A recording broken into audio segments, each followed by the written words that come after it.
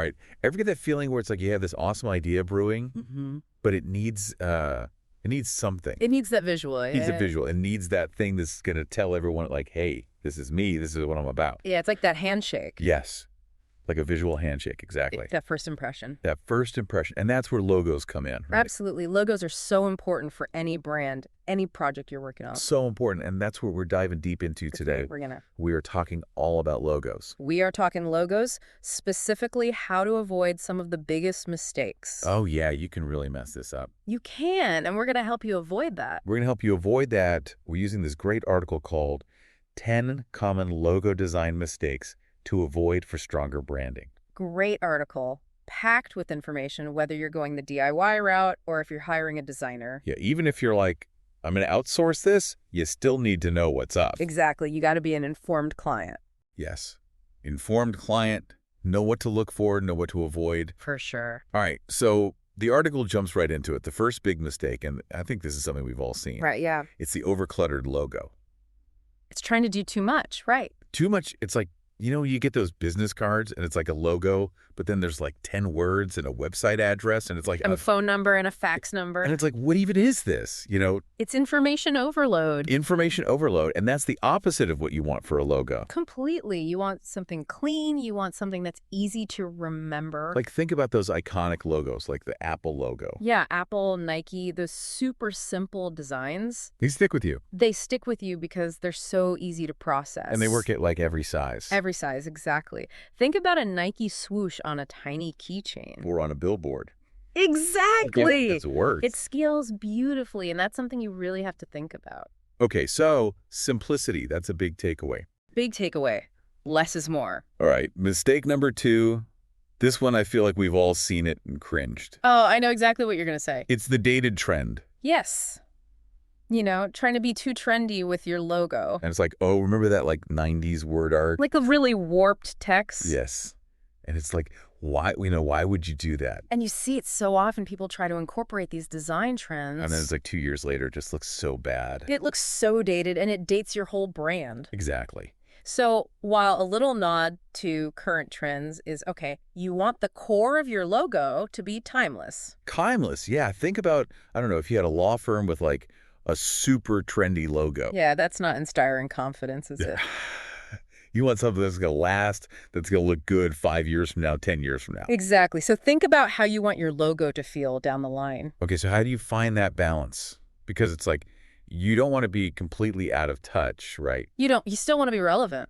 Relevant, but not like, stuck in the past. Exactly. It's about focusing on the feeling you want to evoke. Okay, the feeling. What are the lasting values of your brand? What are the things that are going to be true 5 years from now, 10 years from now? Those core values, that's what should be driving the logo. Exactly. All right, so we've talked about keeping it clean and avoiding trends. Those are 2 big ones. 2 big ones. Now let's talk fonts. Oh, yes. Fonts are so important. Fonts can make or break a logo.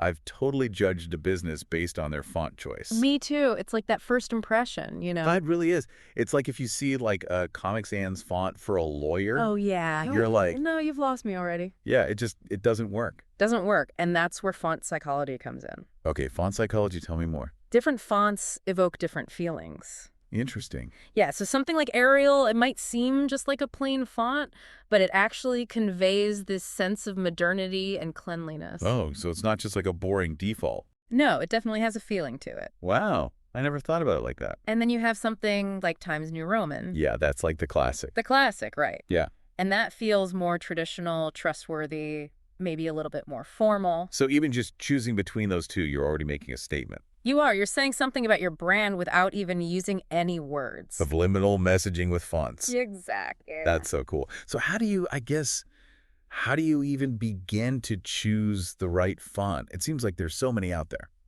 There are so many, and it can be overwhelming, but it goes back to thinking about your brand. Okay, so brand values again. Brand values, brand personality. Think about some of your favorite brands. What are the fonts they use, and what feelings do those fonts evoke? Yeah, that's a good exercise. I'm going to go look at some websites later and really pay attention to the fonts. You'll be surprised how much thought goes into it. All right, so font choice, massive. Massive, don't underestimate it. Okay, mistake number 4. This one I think is especially important for those DIYers out there. Oh, yeah. This one's crucial. It's neglecting scalability. Scalability, yeah. Basically making sure your logo looks good at any size. Because you don't want to design this awesome logo. Right, and then you try to put it on a t-shirt. And it just looks like a blurry mess. Exactly. Or you try to blow it up for a banner and it gets all pixelated. So what's the deal with that? What's happening there? It comes down to the type of graphics you're using. Okay. So there's two main types. You have raster graphics, which are made up of pixels. Like a photograph. Exactly, like a photograph. And then you have vector graphics. Vector. Vector graphics are different. They're made with mathematical equations instead of pixels. Oh, that sounds complicated. It is a little bit more technical, but the key takeaway is that vector graphics can be resized infinitely without losing quality. Oh, so that's what you want for a logo. Exactly. You want a vector logo so that it looks crisp and clean, whether it's on a business card or a billboard. So if I'm hiring a designer, I need to make sure they're using vector software. Absolutely. That's non-negotiable for a good logo. All right, good to know. So vector graphics, scalability, got it. Yeah, got it. Okay. This next mistake is one I find super interesting. Tell me about it. It's ignoring the power of color psychology. Oh, yes. Colors have such a huge impact on how we perceive things. It's like we all have our favorite colors. Right. But there's a whole science behind how those colors make us feel, how they influence our decisions. So it's not just about picking a color you like. It's about picking a color that supports your brand message, that evokes the right emotions. That's so cool. So tell me, what are some examples of how colors can impact our perceptions? Well, did you know that a lot of fast food chains use red and yellow in their logos? Yeah, I've always wondered about that. It seems like every burger joint is red and yellow. There's a reason for that. Those colors actually stimulate your appetite. Oh, wow. So it's like subliminal messaging to make you hungry. Exactly. It's tapping into our psychology. So I guess if you're like a health food brand, you probably wouldn't want to use red and yellow. Probably not. You might go for something like green, which is often associated with freshness, health, nature. Yeah, that makes sense. So how do you go about choosing the right color palette for your logo? It seems like there's a lot to consider.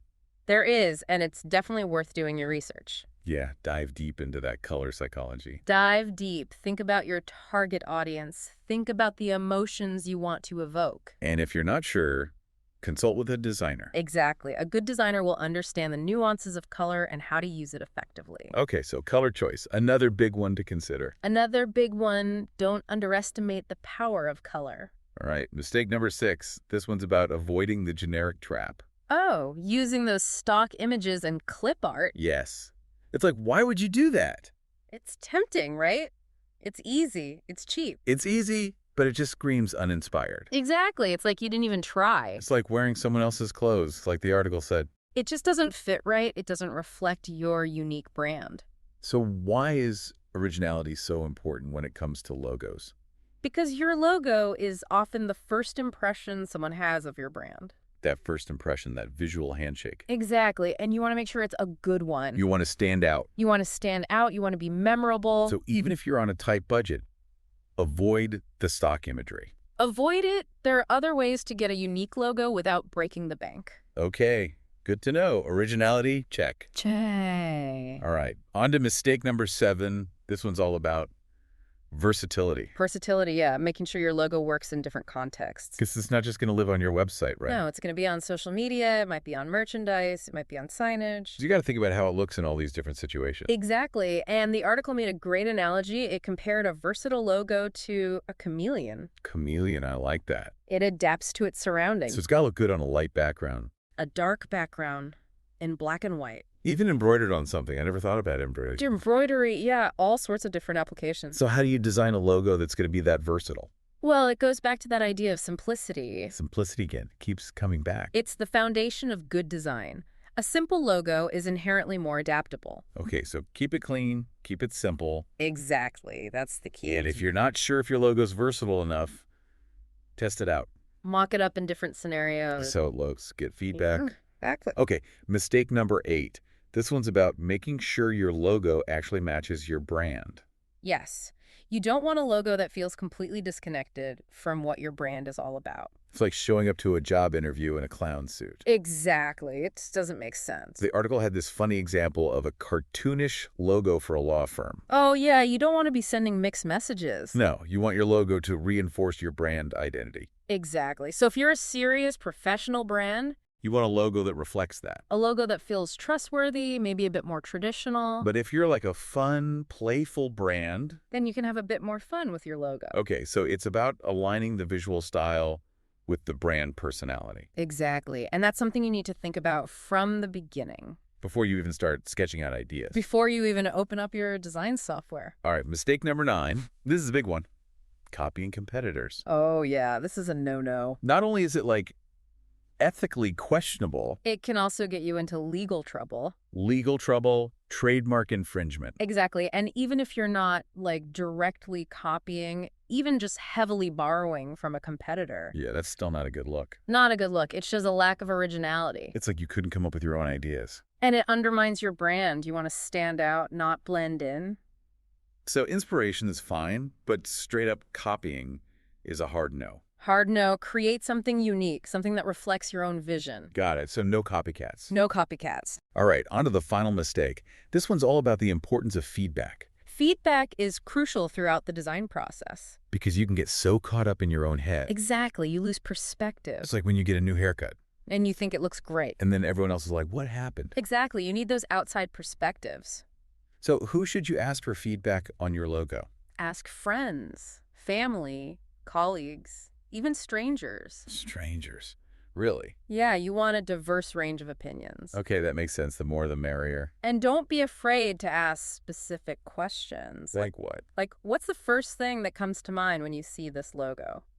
Does it accurately represent my brand? Exactly. Does it evoke the right emotions? And be open to constructive criticism. Yes. Feedback is a gift. Use it to improve your design. All right, so feedback, essential part of the process. Absolutely, don't skip it. Okay, we've covered a lot of ground here. 10 common logo design mistakes. And how to avoid them. And how to avoid them. From the power of simplicity to the importance of feedback. It's all about creating a logo that's both visually appealing and strategically sound. A logo that works hard for your brand. Exactly. A logo that tells your story. So, before we wrap up this first part of our deep dive, let's talk a little bit more about that story. Okay, the logo's narrative. The logo's narrative, because it's easy to get caught up in the design details. The colors, the fonts, the shapes. But the story is what really connects with people. It's what gives your logo meaning. And that's what we'll be diving into in the next part of this deep dive. We're going to talk about how to craft a compelling narrative for your logo, how to bring your brand to life visually. And I can't wait. It's going to be good. It is. Stay tuned, listeners. Welcome back to the deep dive. We're continuing our logo journey. And before the break, we were talking about how a logo is not just a pretty picture. It's more than that, right? It's more than that. It's about telling a story. It's like a visual story. A visual story, a narrative. And I love that idea, but I'm also like, how do you actually do that? How do you tell a story with like shapes and colors? It's a good question, and it all starts with really understanding your brand. Okay, so back to those brand values we were talking about. Exactly, those core values. What makes your brand unique? What's the message you want to send? So let's say, I don't know, let's say you're a small batch coffee roaster. Okay, I like where this is going. You're like super passionate about ethically sourced beans. You know, you've got that whole connection to the farmers. Yeah, the whole story behind the The beans. story behind the beans. So how would their logo tell that story? Well, you wouldn't necessarily just put a picture of a coffee bean on there. Right, because that's kind of generic. Exactly. It's about being more subtle, more nuanced. Okay, so how do you get subtle with a logo? Think about the colors. Maybe you use earthy tones, greens, browns, to represent that connection to nature. Ah, I see. So the colors are already telling part of the story. Exactly. And then maybe you incorporate some imagery, but not just a literal coffee bean. Maybe it's a stylized coffee plant. Or like a mountain range where the beans are grown. Exactly. Something that evokes that origin story. And what about fonts? Would you use like a fancy serif font? Probably not for a small batch coffee roaster. You might want something that feels a little more handcrafted. Oh yeah, like a handwritten font. Exactly. Something that feels authentic, genuine. So it all ties together. The colors, the imagery, the font, it's all telling that same story. And when someone sees that logo, even if they don't know anything about your brand, they get a sense of what you're all about. It's like subliminal messaging, but with design. Exactly. And that's the power of a good logo. Okay, so what about logos that are like abstract shapes? How Yeah. do those tell a story? That's a great question. And abstract shapes can be really effective, even if they don't have an obvious connection to the brand. Like the Nike swoosh. The Nike swoosh is a perfect example. It's not a shoe, it's not an athlete, but it conveys the sense of movement, speed, victory.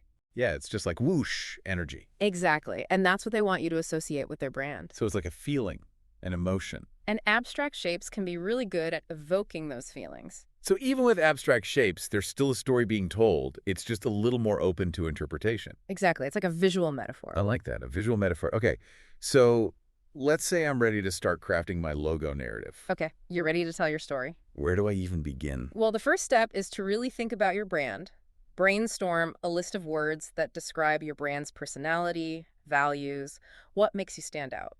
Okay, so like if I'm a handmade jewelry designer, my words might be unique, handcrafted, bohemian, natural elements. Perfect. Those are great starting points. Now think about how you can translate those words into visual elements. Okay, so like unique could be represented by an unusual shape. Exactly. And handcrafted could be a handwritten font, bohemian could be earthy colors, natural elements could be like floral patterns or leaf motifs. I see. So you're taking those words and turning them into a visual language. And then you start playing around with those elements, combining them in different ways until you find something that feels right, something that tells your story.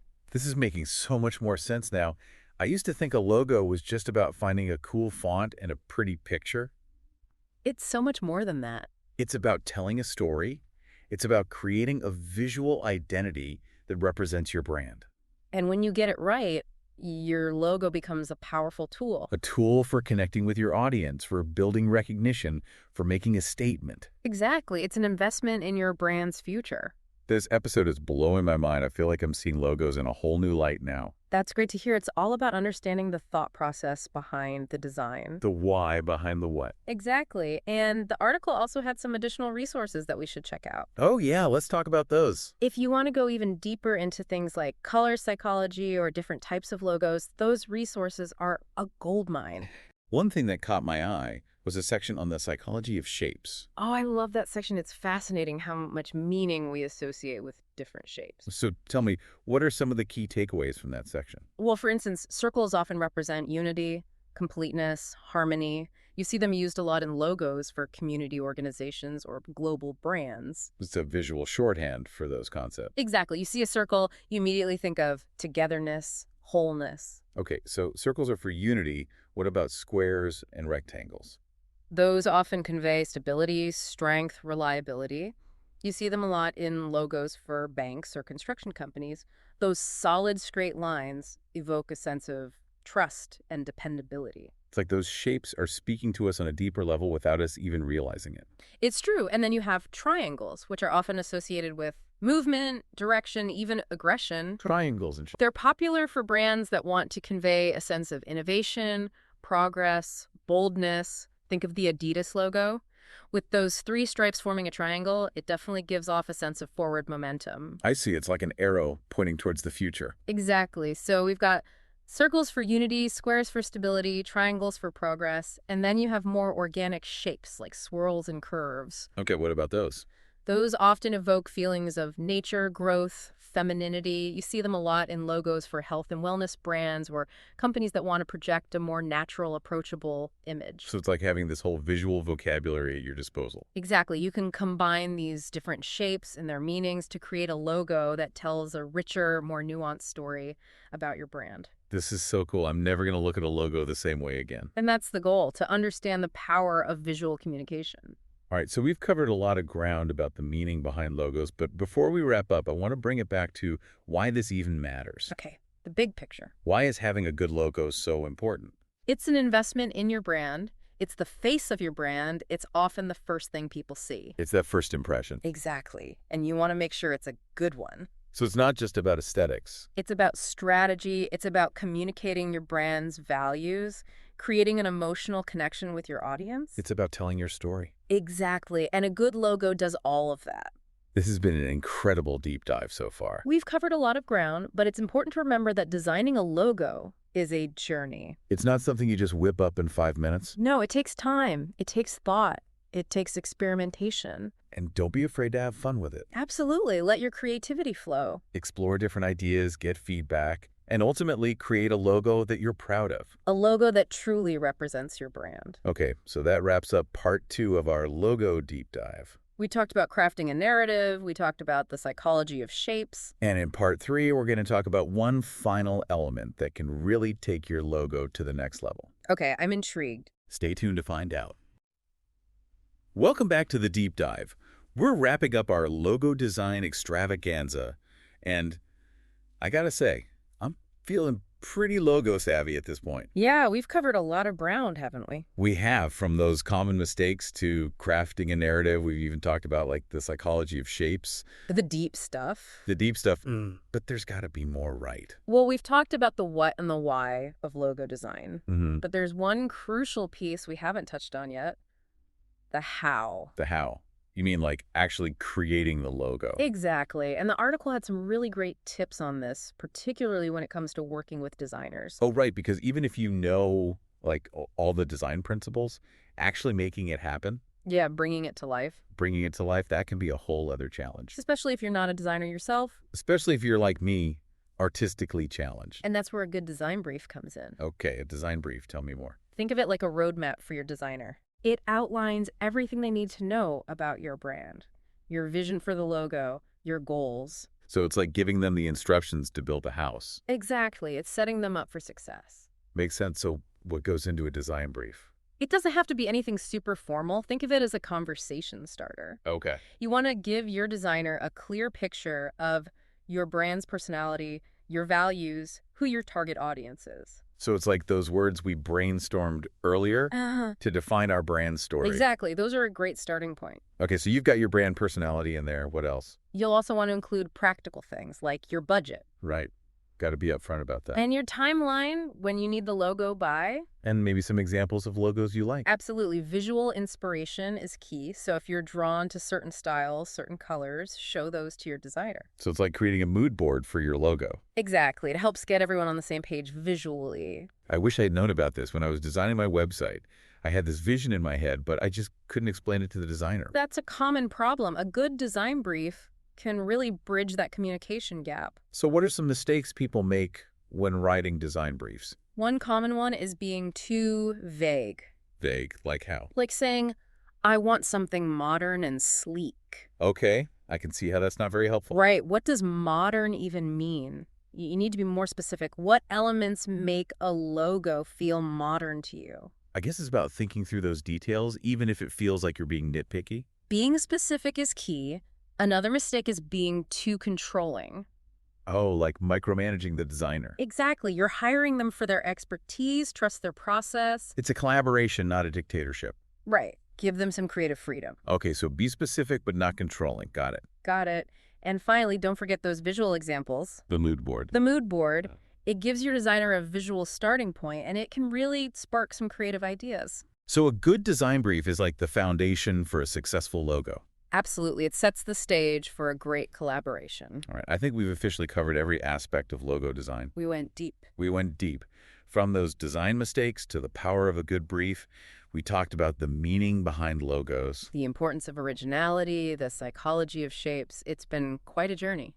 It has. And I feel like our listeners are walking away with a whole new understanding of what goes into a great logo. And hopefully the confidence to create their own or work effectively with a designer. Exactly. Because at the end of the day, a logo is a powerful tool It's the face of your brand. and can make a real impact on your success. So go out there, listeners. Create something amazing. And tell your story. Tell your story. Let your brand shine. Yeah, that's it for this deep dive. We'll see you next time.